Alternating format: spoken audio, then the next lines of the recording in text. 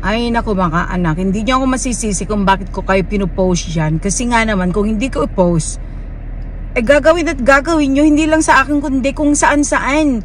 Kung ilang tao yung hiningan nyo ng ganyan, di ba?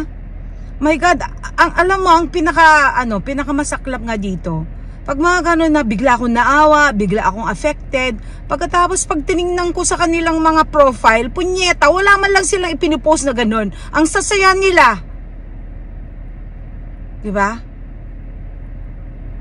Post sila ng post ng kung ano-anong mga ng mga vloggers, mga ganun. Pinagkakakitaan nila. Diba? Katulad nun, may nakita ko na, wow, naantig yung puso ko dahil sa script niya. Pero pagdating doon sa profile niya, punyeta, wala naman siyang problema doon. Ang saya-saya naman ng pamilya niya, ang saya-saya naman nila, at saka ang sasarap naman ng pagkain nila, mas masarap pa sa pagkain ko. Alam niyo, sinasakripisyo ang pagkain ko, pati yung mga panglakwatsa ko.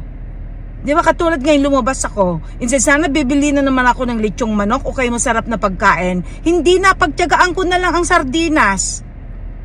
O kaya salmon na delata, yung mga ganon. Magluto na lang ako sa bahay. Di ba?